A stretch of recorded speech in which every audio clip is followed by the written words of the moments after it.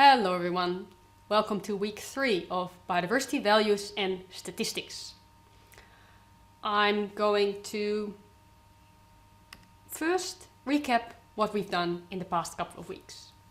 I talked about biodiversity and different ways to measure biodiversity. The Shannon-Wiener Index, species richness, but also indicators of biodiversity geographically and over time. So that's dynamic.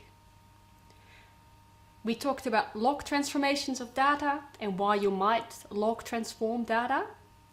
And we showed you many different ways to present data through histograms and box plots and other type of graphs. And by now, James will have discussed t-test examples. And today we'll continue the discussion about t-tests.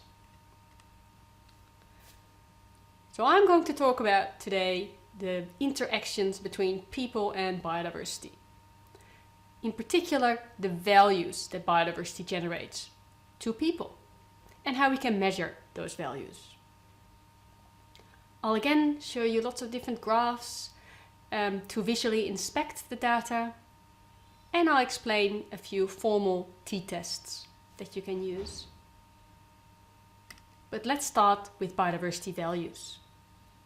So this really is one of my expertises in environmental economics. I look at the values that nature provides to people. So biodiversity is an important concept for ecosystems. And if you're an ecologist, you'd say that biodiversity has value in itself because it's so vital to ecosystem health. But as an environmental economist, I'm particularly interested in how biodiversity is important for people and the value it generates to humankind.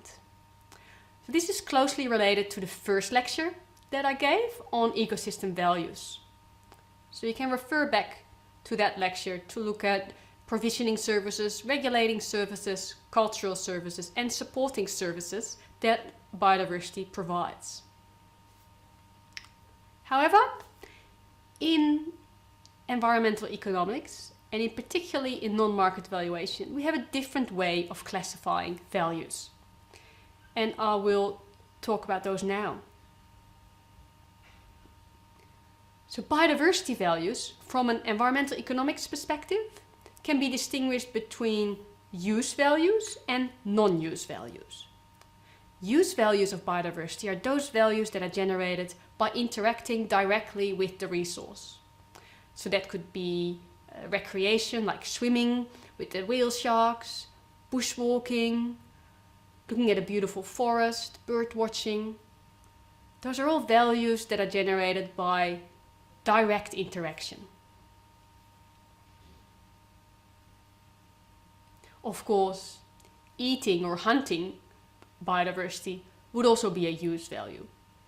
But I'm particularly interested in those use values that don't use up the resource. The other type of value that I distinguish is called a non-use value.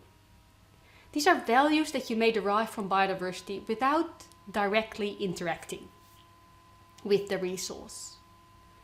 So those could be existence values, bequest values, or altruistic values. An existence value is the welfare that you derive from simply knowing that biodiversity exists. A great example would be, say, the Sumatran tiger. It was International Tiger Day just last week when I'm recording this lecture. And how many of you hold a value for the Sumatran tiger? You may have a value for that species even though you've never ever seen it. Simply knowing that this very special species exists, I think there are only about 80 left in the wild, gives you some welfare, or gives most people at least some welfare. So we call that existence value. Other types of values are, for example, bequest values, which is a value we derive from protecting biodiversity for our children and our grandchildren.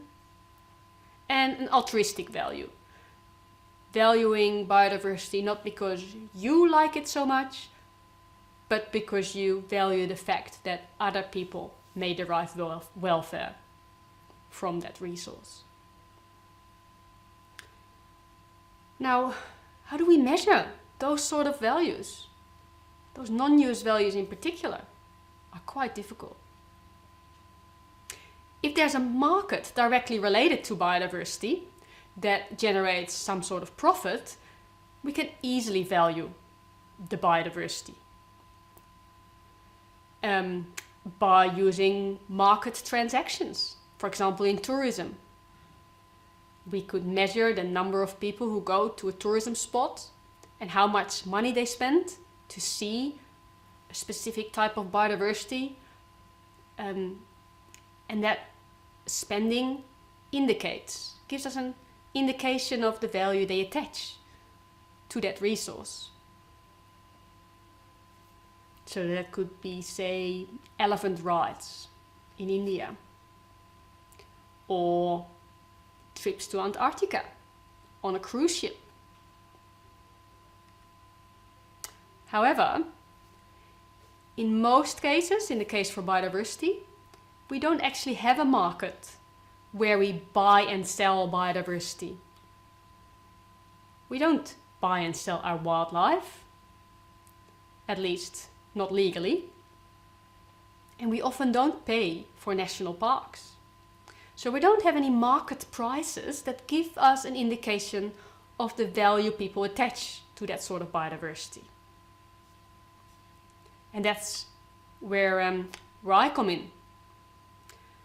I specialize in valuing the non-market benefits of biodiversity. So those are values or benefits that are not directly observed, but that still generate a welfare to people. And I'm going to give you a little break before we continue with the different methods that we can use to estimate those non-market values.